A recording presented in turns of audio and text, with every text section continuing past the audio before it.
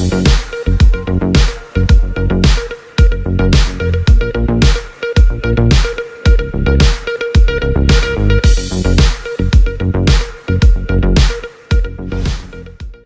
दहीसरपुर की खान कंपाउंड में एक दिल दहला देने वाली घटना का खुलासा पुलिस ने किया है। पत्नी द्वारा दिए गए अलग अलग बयान के आधार पर प्रेमी के साथ मिलकर पति को काट डाला था। घटना के 11 दिन बाद बेटी की निशानदेही पर घर के रसोई के अंदर खोदकर पिता के शव को दहीसर पुलिस ने देर रात बाहर निकाला। पति की हत्या करने के मामले में पत्नी और उसके प्रेमी को गिरफ्तार कर लिया गया। गौरतलब है कि मृतक रईस खान की 2012 में शाहिदा 27 वर्षीय से शादी हुई थी। शादी के बाद दोनों दहीसरपुर के खान कंपाउंड में भाड़े के घर में रह रहे थे।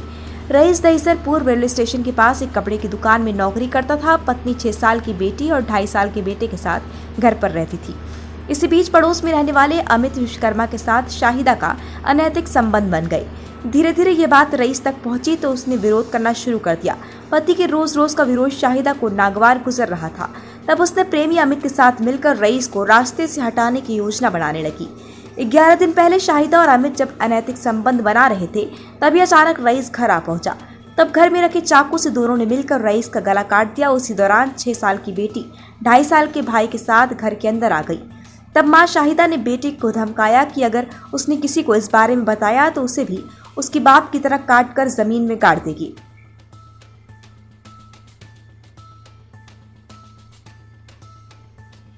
डीसीपी विशाल ठाकुर जोन 11 ने बताया कि मृतक के दोस्त आदिल ने दहीसर पुलिस स्टेशन में रईस की गुमशुदगी की रिपोर्ट लिखवाई। दूसरी ओर शाहिदा ने प्रेमी अमित की मदद से रईस का गला काट कर घर की रसोई में गाड़ दिया और उसका मोबाइल अपने पास रखा था। गोंडा से उसके घर वाले फोन करते तो शाहिदा कहती कि रईस बिना बताए कहीं चला गया है।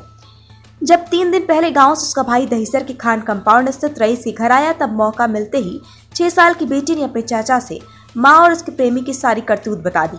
बड़े भाई अनीश देख दहीसर पुलिस स्टेशन पहुंचे। वहां अधिकारी को सारी हकीकत बता दी। पुलिस ने सारी रात घर की रसोई की जमीन खोदकर वहां से रईस की लाश बरामद कर ली और पोस्टमार्टम के लिए भेज दिया है। मुंबई से ग्लोबल इंडिया टीवी के लिए रोहित जायसवाल। 25 मई को दहीसर पुलिस स्टेशन में एक महिला ने आके उसके पति गुमशुदा है करके कंप्लेन दिया था। वो दहीसर पुलिस स्टेशन ने वो कंप्लेन रजिस्टर की और उसके गुमशुदा पति की तलाश शुरू की। बीच में उस जो वहाँ पे वो रहने वाले हैं उसके आसपास के लोगों से पूछताछ की, उसके पत्नी से भी पूछताछ की। तब उसने जो हमें सामने कुछ बातें आई उससे हमें पता चला कि कुछ तो भी इसमें गड़बड़ है। तो पत्नी ने जो उसका स्टेटमेंट दिया वो बार बार उसने अलग अलग स्टेटमेंट देने की वजह से उसके ऊपर हमें ज़्यादा शक हुआ।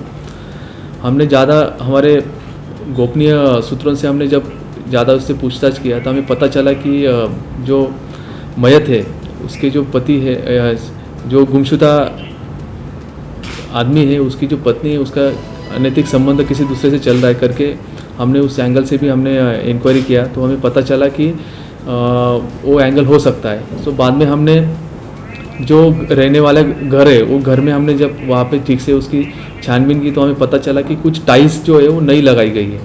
तो हमने वो टाइल्स निकालने के बाद में नीचे हमने थोड़ा सा मिट्टी हटाई तो हमें वहाँ पे एक डेड बॉडी मिली। तो वो डेड बॉडी जो गुमशुदा आदमी है उसी की है करके हमने निष्पन्न किया।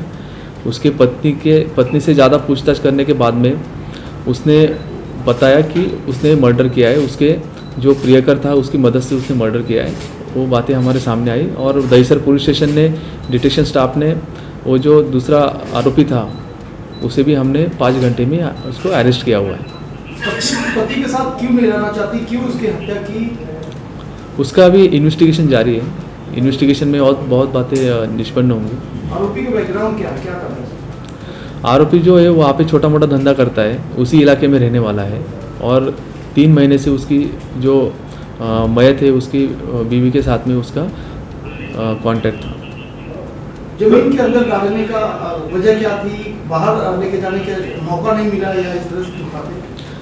अभी तक के इन्वेस्टिगेशन में ऐसे पता चल रहा है कि ये फुल पहले से प्लानिंग करके उन्होंने ये सब मैंने पूरा घटना को इंतजाम किया है।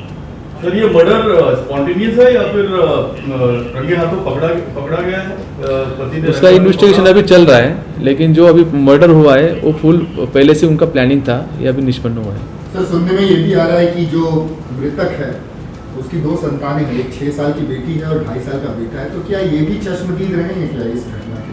और क्या